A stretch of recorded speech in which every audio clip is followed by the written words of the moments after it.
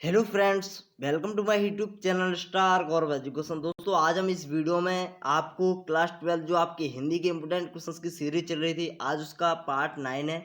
इस वीडियो में हम आपको हिंदी गद्य साहित्य से जितने भी महत्वपूर्ण प्रश्न बनेंगे उन पर डिस्कस करने वाले हैं। और इससे पहले हमने आपको हिंदी पद्य साहित्य से आपके जितने भी महत्वपूर्ण प्रश्न थे वो हमने आपको बता दिए थे। अगर आपने उस वीडियो को नहीं देखा है तो प्लीज़ उस वीडियो को ज़रूर देख लेना, और जितने भी उसमें हमने आपको इम्पोर्टेंट क्वेश्चंस दिए हैं उनको आप अच्छे से तैयार कर लेना, क्योंकि जो भी प्रश्न है वो बहुत ज़्यादा महत्वपूर्ण है। वहाँ से आपके 4 नंबर पक्के हो जाएंगे पद्य साहित्य से, और गद्य साहित्य से भी आपके यहाँ से 4 नंबर पक्के हो जाएंगे। हिंदी गद्य साहित्य से एक आता है प्रश्न 4 नंबर का। तो चलिए इंपोर्टेंट क्वेश्चंस देख लेते हैं। 100% सफलता की गारंटी, आप नो टेंशन बेझिझक होकर आप इन प्रश्नों को याद करें, और कोई प्रश्न आपको याद करने की जरूरत नहीं है। अगर आप एक्स्ट्रा आप में क्षमता है करने की तो आप कर सकते हो, लेकिन आप इन प्रश्नों को तो अच्छे से याद कर लेना, ठीक है। जो यह प्रश्न है वो काफ़ी महत्वपूर्ण है और सफिशियंट है आपके बोर्ड एग्जाम के लिए 90 प्लस दिलवाने के लिए, ठीक है। चलिए तो देखते हैं। इसमें पहला प्रश्न है जो अपना, वो है अपना बहुत ज़्यादा महत्वपूर्ण है, कहानी और उपन्यास में अंतर, ठीक है। साथ ही इसमें दो प्रमुख कहानीकारों तथा उपन्यासकारों के आपको नाम लिख देना है। ओके, तो यह प्रश्न अच्छा प्रश्न है। और देखिए इन सभी के आंसर आपको सरल भाषा में मिल जाएंगे। लिंक आपको डिस्क्रिप्शन में मिल जाएगी। लिंक आपको डिस्क्रिप्शन में जाना है। आपको सबसे नीचे लिखा होगा हिंदी गद्य साहित्य के महत्वपूर्ण प्रश्न के आंसर, हिंदी गद्य साहित्य के महत्वपूर्ण प्रश्न के आंसर इस प्रकार से लिखा होगा। हेलो स्टूडेंट्स, अनअकैडमी लेकर आया है वर्चुअल बोर्ड 2021। ये उन बच्चों के लिए है जिन्होंने काफ़ी मेहनत से पढ़ाई की थी पूरे साल में, लेकिन एंड में उनके बोर्ड एग्जाम कैंसिल हो गए। तो बच्चों, निराश होने की जरूरत नहीं है, क्योंकि अनअकैडमी लेकर आया है virtual board exam for class 10th। इस एग्जाम में social science, maths, English and science के पेपर्स रहेंगे, जिसमें टोटल 30 क्वेश्चन 60 मिनट में आपको अटेम्प्ट करने हैं। और एग्जाम का टाइम टेबल कुछ इस तरीके से है। सोशल साइंस का पेपर रहेगा आपका 1 मई 2021 को, ठीक है, सैटरडे को 1 PM से 2 PM तक। एंड मैथमेटिक्स का पेपर 3 मई को रहेगा आपका, टाइम वही रहेगा आपका 1 PM से 2 PM तक। एंड इंग्लिश का जो पेपर है वो आपका रहेगा 5 मई को, और सोशल साइंस का जो पेपर है वो आपका रहेगा अपना 7 मई को। एंड स्टूडेंट्स, हर एग्जाम के खत्म होने के ठीक 5 मिनट बाद अनअकैडमी के टॉप एजुकेटर से एग्जाम की एनालिसिस क्लास भी होगी, जिसमें आपसे जो भी क्वेश्चन सॉल्व नहीं हुआ है उसे सॉल्व करके आपको दिया जाएगा, ठीक है, और आप उस क्वेश्चन को सॉल्व करना सीख सकते हो।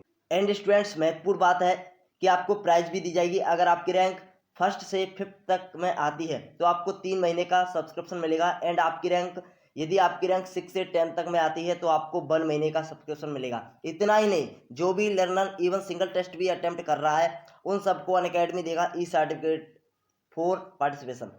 तो देर किस बात की, डिस्क्रिप्शन में दी गई लिंक से अनअकैडमी ऐप डाउनलोड करो एंड फ्री में एनरोल करने के लिए स्टार गौरव कोड का यूज करना। तो दोस्तों जल्दी जाइए, लिंक डिस्क्रिप्शन में दी गई है। और कोई भी प्रश्न अगर रह रहा है, उसमें कोई प्रश्न उसमें नहीं दिया है, उसका आंसर नहीं दिया है किसी भी प्रश्न का, तो प्लीज़ कमेंट करके बता देना अगर आपको उसका आंसर भी चाहिए तो, ठीक है। चलिए, वैसे तो आपको सभी के मिल जाएंगे इनके। अब देखिए, कहानी और उपन्यास में जीवनी किसे कहते हैं, जीवनी और आत्मकथा में अंतर लिखना है, बहुत महत्वपूर्ण है। दोनों प्रश्न अच्छे से तैयार कर लेने हैं। तीसरा प्रश्न बहुत ज़्यादा महत्वपूर्ण है। तीसरा प्रश्न बहुत ज़्यादा महत्वपूर्ण है। पहला, दूसरा, तीसरा, इन तीनों को आप अच्छे से तैयार कर लेना, ठीक है। इन्हीं में से आपको शायद एक 4 नंबर का मिल जाएगा देखने को। रिपोर्ट ताज किसे कहती है, रिपोर्ट ताज की विशेषता एवं 2 प्रमुख रिपोर्ट ताज लेखकों के नाम लिखिए। इन तीनों को तो आपको अच्छे से याद कर लेना है। तीनों बहुत ज़्यादा महत्वपूर्ण बन रहे हैं इस साल के लिए, ठीक है। इन तीनों में से आपको शायद मिल सकता है एक 4 नंबर में। अब देखिए, एक तो आता है आपका मेन प्रश्न, एक आता है उसके अथवा में। तो मेन प्रश्न भी मिल सकता है। मैं एक प्रश्न बता रहा हूँ, यानी 2 प्रश्न आएंगे जिसमें से आपको एक करना है। तो एक प्रश्न यहाँ से आपको मिल सकता है इन तीनों प्रश्नों में से, बहुत ज़्यादा महत्वपूर्ण है तीनों। द्विवेदी युग गद्य की 4 विशेषताएं लिखिए।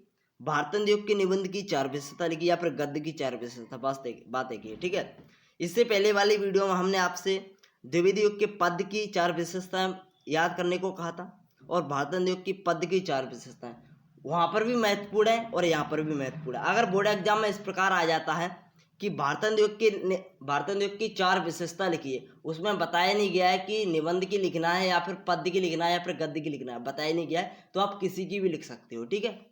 इस प्रकार से भी प्रश्न आ गया है बोर्ड एग्जाम में कि भारतीय नृत्य की 4 विशेषता लिखी है। उसमें बताया नहीं गया था कि गद्य की लिखना है या फिर पद्य की, तो आपको किसी की भी एक की लिख देना है। ओके, चलिए, तो यह दोनों प्रश्न अच्छे हैं, याद कर लेना, ठीक है।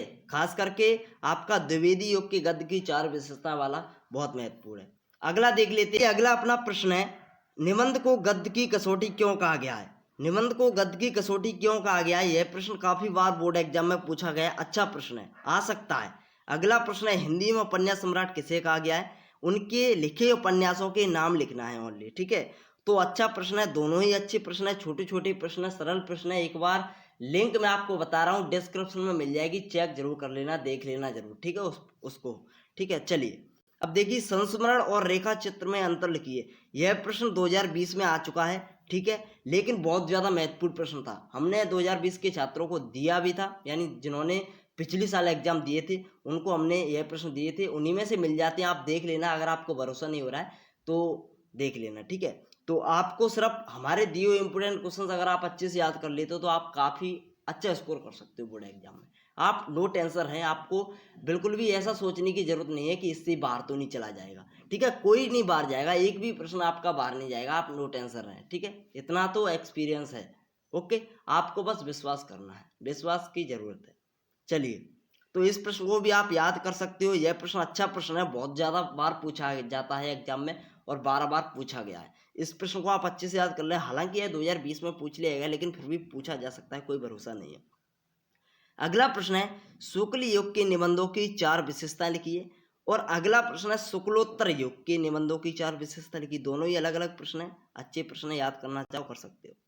देखिए, नाटक की परिभाषा देते हुए नाटक एवं एकांकी में 4 अंतर लिखिए। यह प्रश्न भी 2020 एग्जाम में पूछ लिया गया था, तो इनके आंसर आपको देख लेने, एक बार लिंक आपको डिस्क्रिप्शन में मिल जाएगी, ठीक है, वहां से। तो दोस्तों, वीडियो अच्छी लगी हो लाइक कर दें, चैनल को सब्सक्राइब नहीं किया है तो प्लीज़ सब्सक्राइब कर लें। धन्यवाद।